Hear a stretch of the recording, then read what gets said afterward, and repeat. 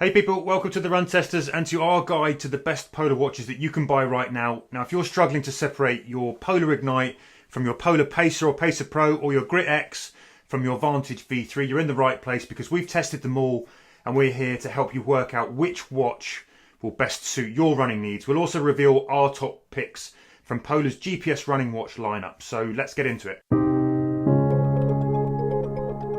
Our pick for the best value polar watch is the Polar Pacer Pro, which packs in all the key features runners and indeed triathletes need into a watch that's a fair bit cheaper than the top options in the range, things like the Vantage and the Grit X.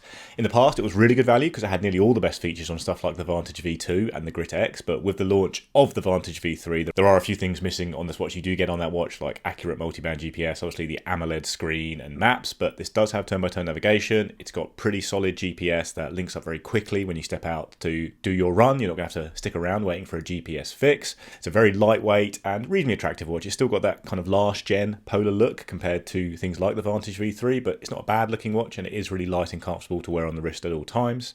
And you've got pretty feature rich run tracking here. That is a step up on what you get on the cheaper Polar Pacer. You've got a few extra features like Polar's hill splitter feature, turn-by-turn navigation, running power, stuff like that, that maybe just makes it a slightly more well-rounded watch, and it is often available for a lot less than its actual RRP as well now, because Polar watches do tend to turn up in sales quite a lot, so you might be able to get it for under £200. It's got an RRP of £289, which is a hard sell given the quality of the watches on the market available from other brands like the Coros Pace 3 or the Garmin Forerunner 165 or the Garmin Forerunner 255. But if you are seeing this watch for well under £200, then it's a pretty solid value watch and certainly a good value option within Polar's range, where you generally have to spend quite a bit to get the Vantage V3, which is a cut above most of the other watches in the range. The Polar Ignite 3 is also a pretty solid value watch if you're going to look at honourable mentions, just because you get that really bright AMOLED screen at a much cheaper price than you have with the Vantage V3.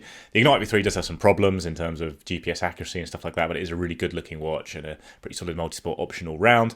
Pacer Pro is probably the slightly more accomplished actual running watch, I would say, and it does offer the best value for runners within Polar's range. So the watch we've anointed the best overall running watch in Polar's range is the Polar Vantage V3. Now I know it also happens to be the priciest, but the Polar Vantage V3 is Polar's most advanced running tracker, and if you want all the bells and whistles to support your training and adventures, then this is the one that we think you should shoot for if the budget stretches. Now this is a rival for the Garmin Forerunner 965 and watches like the Sunto Race. And this slick looking watch is well designed. It offers Polar's most comprehensive package of performance recovery and fitness tools. Big hero here is it now packs a bright, snappy AMOLED touchscreen. That is a step up from past Vantages. That brings a bit of the smartwatch clarity to your running stats. It's nicely responsive, which is also something that hasn't been true always of Polar's past touchscreens. You also get all systems dual frequency GPS here. That successfully boosts the accuracy. In tests, this watch rivaled the Garmin Forerunner 965, while the Vantage V3's optical heart rate as well was about as reliable as wrist-based BPM gets. Now, the Vantage V3 also packs Polar's most advanced suite of biosensors, including ECG, it's got blood oxygen on there, and skin temperature sensors. So when it comes to those 24/7 tracking capabilities outside of your runs, it's a powerhouse for performance, sleep, and wellness as well. Feature-wise, you're getting the whole gamut of training insights, including things like training effect, training load estimates, a huge suite of fitness benchmarking tests, and Polar's comprehensive Recovery Pro tool to help you understand when to go again and how you're responding to the training and life stress that you're facing. The Vantage V3 also offers real-time fueling recommendations and estimates whether or not you've burned more fat or carbs during your long Sunday run. That is a point of difference to some other watches. Now, speaking of long runs, battery life is competitive here with 61 hours GPS runtime on paper at least. That extends up to 190 hours in low power modes. You're going to sacrifice some accuracy to get that overall big longevity though. But that's better than the Grit X Pro and the Grit X, and significantly better on paper than the Forerunner 965 at 31 hours GPS. Now in testing, the Vantage V3 came up a little bit shorter, but there's easily enough juice here on a single charge to cover a week's training and more. And this watch has ultra and multi-stage staying power. Now, perhaps surprisingly, when you've got the Grit X Pro, the Vantage V3 is also Polar's most capable navigation tool. For a start, it offers offline maps. That's not on the Grit X or the Grit X Pro.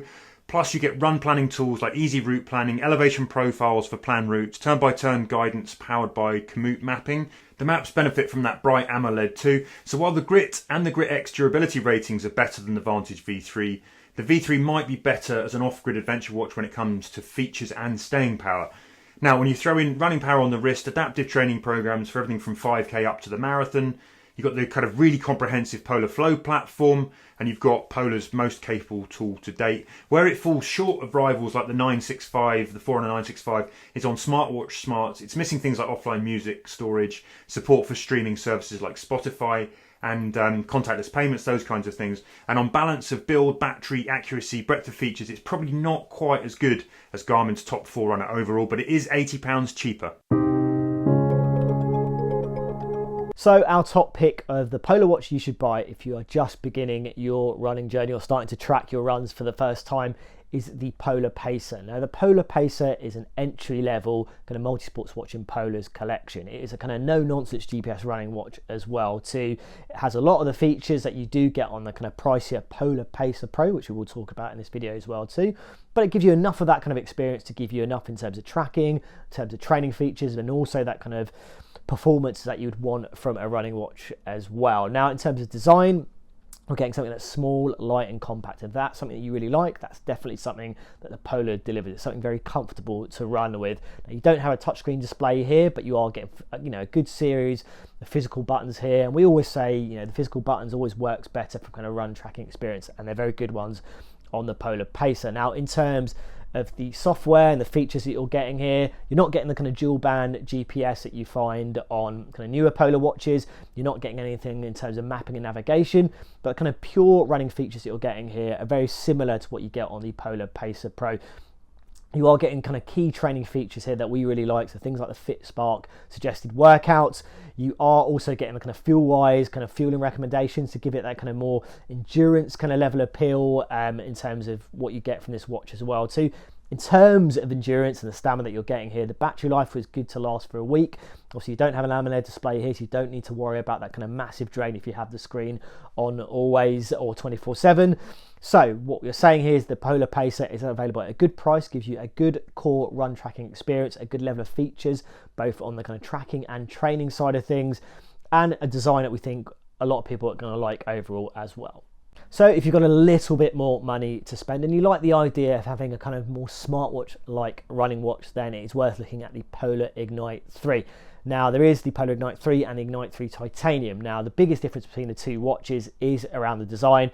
So you're getting a titanium bezel on the titanium version. You're getting some features that were unique on the titanium, but those are now available on the Polar Ignite 3. Now the big story here is the AMOLED display. It was the first Polar watch to debut an AMOLED display, so that more colourful, vibrant display that we're starting to see on Garmin watches, and obviously we've seen on smartwatches as well too. I would say that screen-wise, mine has scratched on my first version that I had, so it's something to be mindful of at the durability side of things, but ultimately the other guys in the team that have had it to test have had no issues on that front. Now in terms of features, it is or was the Polar watch that debuted Polar's kind of dual band frequency mode, so that kind of promise of improved or enhanced accuracy or GPS accuracy outside, where typically it can be a little bit more problematic. Now it wasn't greatly executed for us in terms of our experience, but it is there if you're looking for an improvement in terms of that GPS performance from the kind of single band GPS you'll get on cheaper Polar watches. In terms of other features, you're getting, as I said, those kind of smartwatch-like features, such really notifications, kind of music controls as well too. You're getting kind of training insights as well here, so kind of training load pro. You're getting kind of energy resources insights as well too. You're also getting some basic navigation support here as well. So there's a back to start mode here, so not the kind of feature-rich navigation features you get on the Vantage V3, but you are getting more than you would get on the Polar Pacer. And you're getting battery life that should last kind of up to 5 days, maybe possibly a week. When you switch to always on mode, it's going to be a lot less than that, but if you can live with maybe charging kind of every week, maybe every few days, or maybe every day, then the Polar Ignite 3 gives you a really good experience, a good run tracking experience, and obviously that added addition of that AMOLED display that just makes it a nicer looking watch to live with as well. Now, a final word for anyone who prioritises durability or wants that big, hench, rugged sports watch look. There are two options here for Polar. You've got the Grit X and the Grit X Pro. These are Polar's closest answers to the Garmin Fenix range. Now, while the Grit X doesn't offer offline maps like the Vantage V3, which is a strange one, we've got this down as your best option if you need a robust, rugged build. Now, if you're worried about how long your watch might last when you're scratching around, clambering off-road, rocky ascents, doing all that kind of stuff, or maybe you're a parent to small children, The Grit X has passed a range of military standard tests, including extreme temperatures, drop and humidity. It's just a bit more robust. It has a stainless steel with glass fibre reinforced back cover and the Gorilla Glass display there too. It has a higher water rating as well than the Vantage V3, 100 metres versus 50 metres.